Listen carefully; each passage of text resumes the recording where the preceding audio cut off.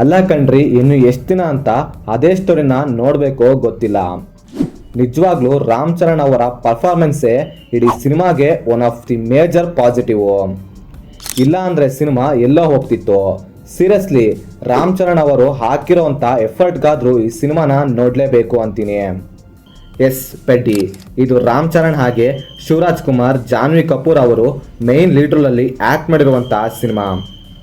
ಇನ್ನು ನಾನು cinema ನೋಡಿದಾದ್ಮೇಲೆ cinema ಕೊಟ್ಟ ಎಕ್ಸ್ಪೀರಿಯನ್ಸ್ ಹೇಗಿತ್ತು ಅಂತ ಕಂಪ್ಲೀಟ್ ಆಗಿ ಈ ವಿಡಿಯೋದಲ್ಲಿ ನೋಡ್ಕೊಂಬರೋಣ ಬನ್ನಿ.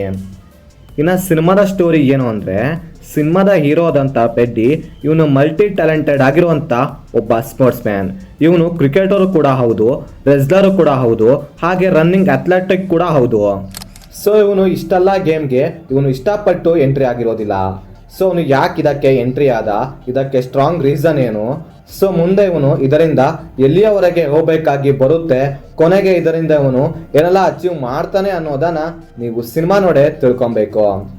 ಪಾಸಿಟಿವ್ಸ್ ಅದೇ ಹೇಳುದ್ನಲ್ಲ, ಇದರಲ್ಲಿ ಡೌಟೇ ಬೇಡ. One of the biggest positive ಅಂದರೆ ರಾಮ್ ಚರಣ್ ಅವರು ಇಡೀ ಸಿನಿಮಾನ ಸ್ಟಾರ್ಟಿಂಗಿಂದ ಹಿಡಿದು ಕೊನೆ ತನಕ ಸಿಂಗಲ್ ಹ್ಯಾಂಡಲ್ಲಿ ತಗೊಂಡೋಗ್ತಾರೆ. ಹಾಗೆ ಅವರು ಸಿನಿಮಾಗೋಸ್ಕರ ಅವರ ಕಡೆಯಿಂದ 100% ಎಫರ್ಟ್ನ ಹಾಕಿದ್ದಾರೆ. ಅಷ್ಟು ಪ್ಯೂರ್ ಆಗಿ ನ್ಯಾಚುರಲ್ ಆಗಿ ಇರುತ್ತೆ ಈ ಸಿನಿಮಾದಲ್ಲಿ ಅವರ ಪರ್ಫಾರ್ಮೆನ್ಸ್ ಮಾತ್ರ.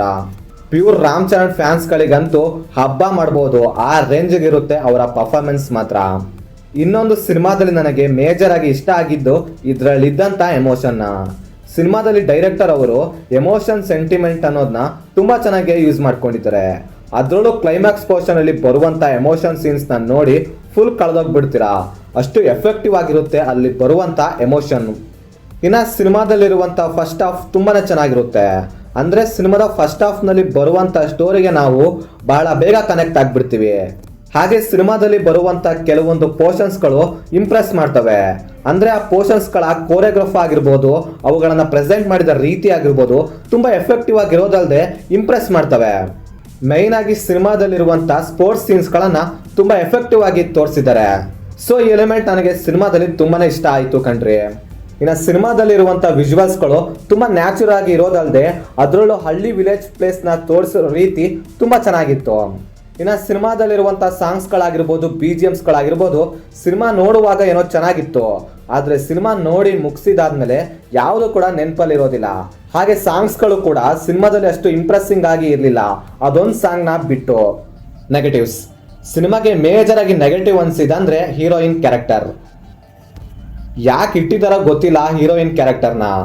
ಸಿನಿಮಾ ನೋಡೋ ಮೂಡ್ನು ಕೂಡ ಹಾಳು ಮಾಡಿಬಿಡುತ್ತೆ ಆ ಹೀರೋಯಿನ್ ಕ್ಯಾರೆಕ್ಟರ್. ಯಾಕಂದರೆ ಆ ಸಿನಿಮಾದಲ್ಲಿ ಆ ಹೀರೋಯಿನ್ ಕ್ಯಾರೆಕ್ಟರ್ನ ರನ್ ಟೈಮ್ ಅಷ್ಟು ಕೊಟ್ಟಿದ್ದಾರೆ. ಆ ರನ್ ಟೈಮ್ನ ಸ್ವಲ್ಪ ಕಮ್ಮಿ ಮಾಡಿದರೆ ಸಿನಿಮಾ ಇನ್ನೂ ಬೆಟರ್ ಆಗಿ ಕನೆಕ್ಟ್ ಆಗ್ತಿತ್ತೋ ಏನೋ ಗೊತ್ತಿಲ್ಲ. ಹಾಗೆ ಸಿನಿಮಾದಲ್ಲಿರುವಂಥ ಲವ್ ಟ್ರ್ಯಾಕ್ ಕೂಡ ಅಷ್ಟು ಏನು ಎಫೆಕ್ಟಿವ್ ಆಗಿ ಇರಲಿಲ್ಲ.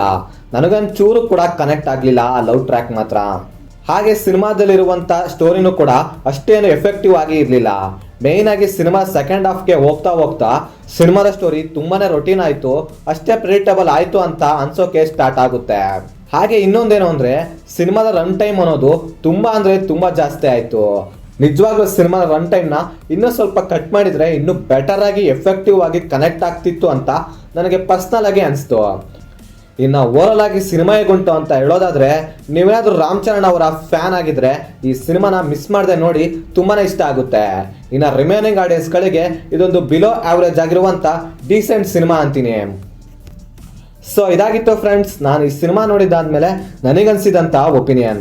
ನೀವೇನಾದರೂ ಆಲ್ರೆಡಿ ಸಿನಿಮಾ ನೋಡಿದರೆ ನಿಮಗೇನಿಸ್ತು ಅಂತ ಕೆಳಗಡೆ ಕಮೆಂಟ್ ಮಾಡಿ ತಿಳಿಸಿ. ಮತ್ತೆ ಬೇರೆ ವಿಡಿಯೋ ಜೊತೆಗೆ ಆದಷ್ಟು ಬೇಗ ಸಿಗುವ. By friends.